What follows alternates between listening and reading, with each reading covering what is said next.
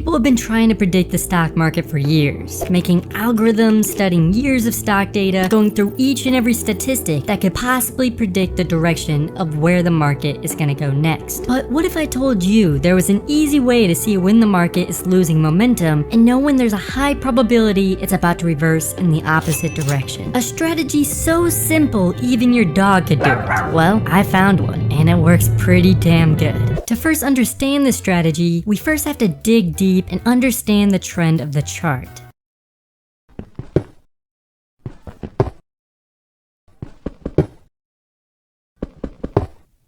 See what I did there? I said dig deep, and it's Minecraft.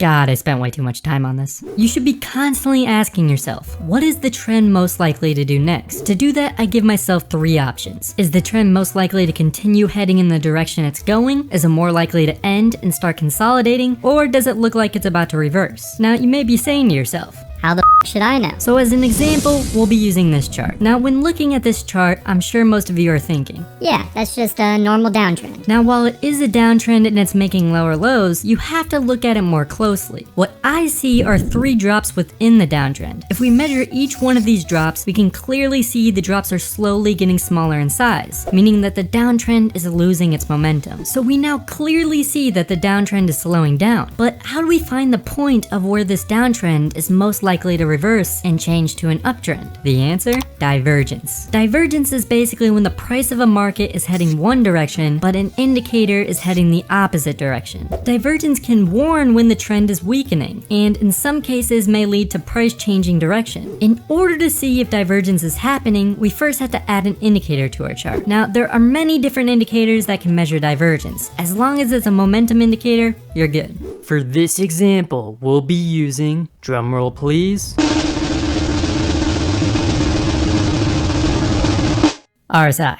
Yeah, we'll be using RSI. Click the Indicators tab, type in RSI, and click this Relative Strength Index one right here. Now that we have RSI on our chart, let's see if there is divergence occurring. So as you can see, at this most recent weakest drop, the chart made a lower low. But if we take a look at the RSI, it just made a higher high. What do you call this? Divergence. It can be a really great sign that the chart is about to reverse and change direction. In this case, head upwards. Now, as a quick side note, just because there's divergence doesn't guarantee the price will reverse. There are no guarantees in trading, none. But you can use divergence as a pretty nice sign the market is thinking about changing direction. So we have 1, 2, 3 lower lows that are shrinking in size. This is very important. And then at the last weakest low, we have divergence occurring. All great signs that the market is thinking about reversing. But how do we confirm it's actually going to start heading upwards? We need what's called a trend filter. One nice easy way I like to filter trends with this strategy is just an ordinary moving average. So go to the Indicators tab, type in EMA for exponential moving average. Go to the settings and change the length to 50. I'm also going to make mine blue. So it's pretty simple. If price is below the 50 EMA, it's a downtrend. If it's above, it's an uptrend. One key rule I like to go by is I will never take a long in a downtrend, and I will never take a short in an uptrend. So we have one confirmation signal right here, but we should add some more just to really confirm the trend reversal. What I like to do for that is what's called pivot points. Let's pivot.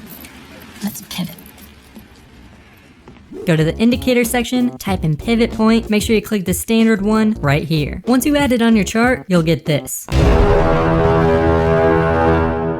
I know, it's pretty ugly. Let's clean it up a bit. Go to the settings of the indicator. You're gonna wanna change the pivot time frame to daily, then uncheck all these boxes besides P. Then you'll be left with 1 pivot point line per day. It's kind of the same as the exponential moving average. If price is below the pivot point, don't even think about going long. If it's above, don't think about going short. Then finally, for the icing on the cake, we have this level right here, where price used it as a support and is now using it as a resistance. So we now have 3 key factors in this area: the 50 exponential moving average, the pivot point, and this resistance level. And what's even better is all 3 of these points are pretty close together. The closer they are together, the better. So we can confirm the reversal is happening if price passes all 3 of these points. Once that happens, we can enter a trade confidently and take advantage of the reversal. Now watch what happens. Price ends up breaking the 50 EMA and the resistance level we drew earlier, but it hasn't quite broke the pivot point yet. So we wait and be patient. A few more candles go by and it actually uses the pivot point as a resistance. The next day comes, and since we're using daily pivots, a new pivot was made, and it was made below the price. So price has now passed all 3 of our checkpoints, which gives us the confirmation that price is starting the trend upwards. So we enter a trade. I set my stop loss here. If you want to learn more about placing stop losses and how to choose where to put them, I'll leave a link in the description to a video I made about how to place better stop losses. Watch that after this if you need some more help choosing where to place your stop loss. So by this point, we are in the trade. We have our stop loss placed, and we watch to see what the market does next. Just as planned, price ends up trending upwards. Then it retests the 50 EMA and the next pivot point. Now this is a very key area. If price would break downwards through these levels, we would exit our position, as that means the trend is now in a downtrend. But as long as the pivot point and EMA are holding, and as long as the price is above these points, we hold.